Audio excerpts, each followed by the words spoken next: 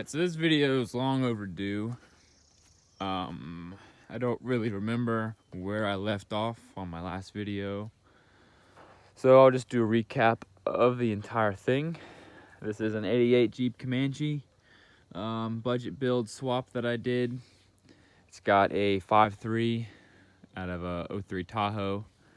I'm running the truck intake, the stock exhaust manifolds, universal motor mounts, stock radiator, stock cooling system, 4L60,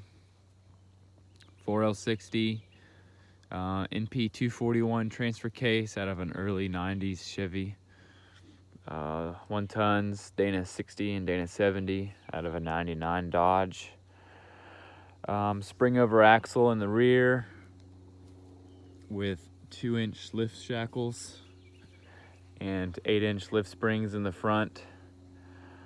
My original plan was just to do the spring over, but it had way too much of a lean to it and I didn't really like it. And so I lifted the back up some more, and I kind of messed up my measurements for the front because the truss was higher than expected. But I'm running a 3-link up front.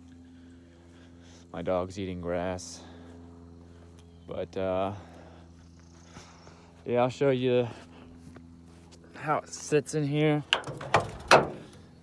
This, hold on one second.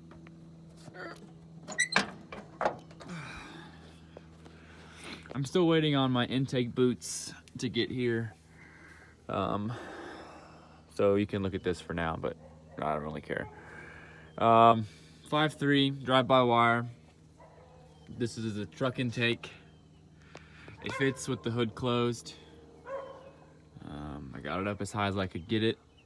Obviously, if you have a car intake, you could get this up a lot higher. It would be better. But that's several $100s in brackets and Novak motor mounts and exhaust, and you got to buy the intake for it and the accessory brackets, and I don't know. It was too much money that I wanted to spend. It's the stock Jeep cooling system, closed system. Stock radiator, it cools it just fine. I drove it 120 miles to a car show and it never got over 208 degrees. It was 90 degrees that day, so this does just fine. These fans, I have no idea what they're out of. They're dual electric fans. One's a low speed and one's a high speed. I found them on the ground at a junkyard. Sorry, I can't help you out any more than that, but it fits perfectly, actually. I gotta do some slight more trimming because it was hitting the hood right here and it hits the hood here. I gotta trim the hood a little bit more. Got a hideaway hitch, flush mount in the bumper. Mounted up underneath there so you can still access.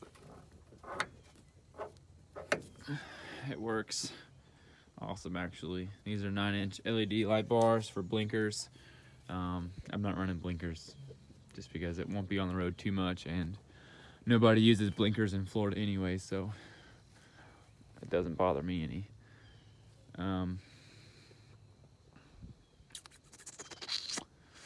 Let's see here. I just got the shocks mounted all the way around. Got the shocks mounted yesterday in the back. I was having issues with this thing. The tires are way out of balance, so you go down the road and the tires just bounce really bad. I did have the tires that are on the TJ.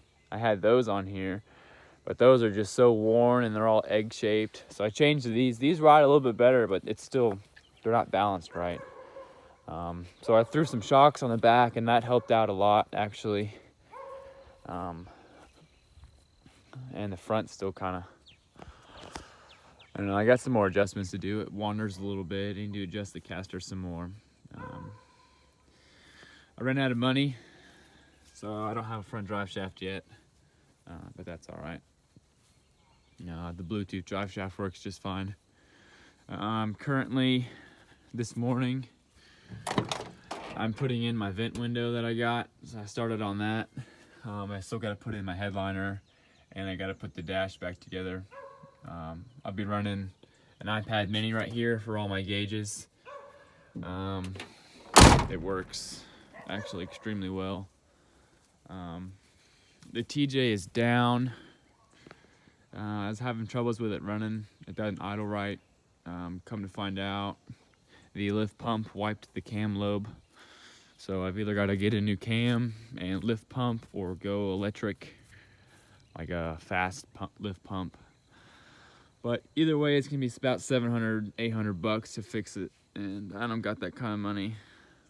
So it's gonna be down, and looks like I'm just taking the Comanche to Jeep Beach. We are leaving tomorrow morning.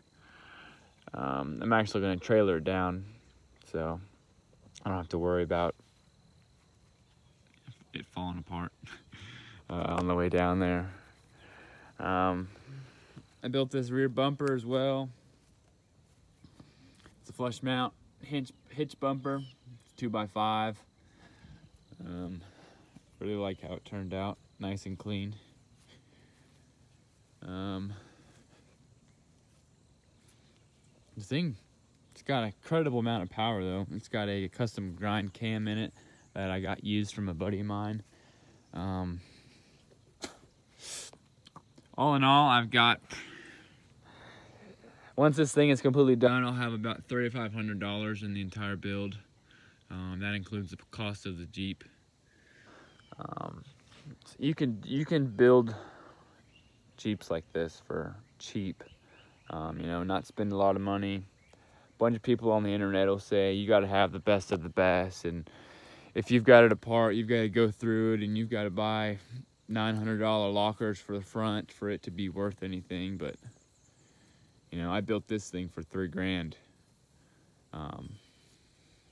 So, and I can go out and ride it. Some people have that just in one axle alone, and it takes them 4 years to build something, and then they lose interest in it and they sell it. You know, I did this in 4 months. I did this. I got the Jeep in September. I pulled the motor late January, and I took it for a first test drive in April. You know, I mean, it doesn't take long to build these things. I do this on the weekends. Yeah, I didn't do anything with the rear axle. I just pulled it straight out of a Dodge. The front, it's got the center axle disconnect. I got those axles for $400 shipped to my house. You know, people throw away Dodge axles. They think they're junk because internet builders will talk trash about them. You know, but this thing comes with high steer knuckles from the factory. Yeah, they don't like the center axle disconnect. They don't like that it's 30 spline axles. I mean, it's still a 1-ton, and what I do here in the swamps, I'm not worried about breaking anything. I can always upgrade it later down the road if I do break it, so that way I'm not spending that kind of money up front now. Also, you can get the cable actuator for this thing and weld up the front. Now you've got a $300 or $150 aux locker. You know, I mean, you can make these axles into something nice. Don't mind this tie rod, or this drag, whatever you want to call it, the tie rod bar. I really don't like this design. This is all the pipe that I had left from my last build, and I needed it to bend to clear the diff. But my buddy's bender doesn't bend this far at the edges, so I ended up just cutting it. And I welded in gussets on both sides. The plan was to have it come out so it would clear the diff, but I rolled it up and it clears the diff just like that. But I'm gonna do away with this. I'm gonna go on the top and just run bar straight across, because I've got a small spacer right here to keep these angles the same. But if I run this straight across, it should be the same length as that spacer, and I could eliminate that and eliminate this bend. because it's just real, you know, it moves a lot, and that probably contributes to my death wobble that I get at slow speeds. Who knows? I still got some more adjustments to do. It's not perfect, but it's getting closer. So yeah, I mean, that just goes to show you that you don't got to spend crazy amounts of money to build something that's capable. This thing did 82 miles an hour on the interstate. And I let off of it because somebody got in my way. But I'm excited to see how this thing does in the mud or out on the trails or anything. It spins these tires, these 42s, like they're nothing.